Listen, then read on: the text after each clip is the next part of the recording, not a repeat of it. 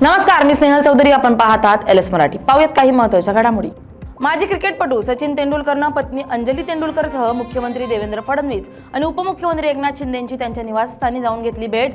सचिनचे सुपुत्र अर्जुन तेंडुलकर यांच्या विवाहाची पत्रिका देण्यासाठी भेट घेतल्याची माहिती. पुण्यात छत्रपती शिवाजी महाराजांच्या 396व्या जयंतीनिमित्त ऐतिहासिक आणि पारंपरिक विजय रथोत्सव.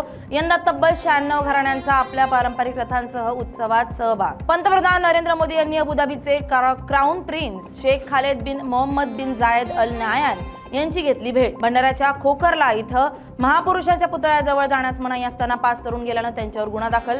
गुन्हे मागे न घेतल्यास भंडारा बंदला शिवसेनेचा पाठिंबा. जिल्ह्यातील वातावरण पेटल्यास भंडारा जिल्हा पोलीस अधीक्षक जबाबदार राहील. शिंदे गटाचे आमदार नरेंद्र बोंडेकरांचा इशारा.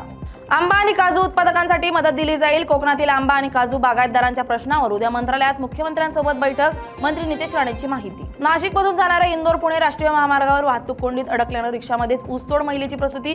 सकाळपासूनच महामार्गावर मोठ्या प्रमाणात वाहतूक कोंडी होऊन वाहनांच्या लांबच लांब रांगा. प्रवाशांनी व्यक्त केला संताप. अमरावतीच्या भूमी अभिलेख विभाग कार्यालयात आपल्या प्रलंबित मागण्यांसाठी कर्मचाऱ्यांचं आंदोलन. विविध 17 मागण्यांच्या पूर्ततेसाठी कर्मचाऱ्यांची जोरदार घोषणाबाजी करत प्रशासनाचं वेधलं लक्ष. यवतमाळच्या वणी येथे क्षुल्लक कारणावरून मित्रानेच केली मित्राची निर्घुण हत्या.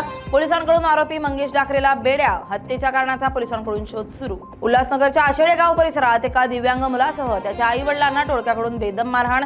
एका रिक्षा चालकाने 2 वेळा कट मारल्यानंतर जाब विचारल्यानं रिक्षा चालकासह काही जणांनी हल्ला केल्याचा आरोप. जालन्यातील घनसावंगीत दुचाकीने अचानक घेतला पेट. दुचाकी जळून खाक. या दुर्घटनेत सुदैवाने कोणतीही जीवितहानी नाही.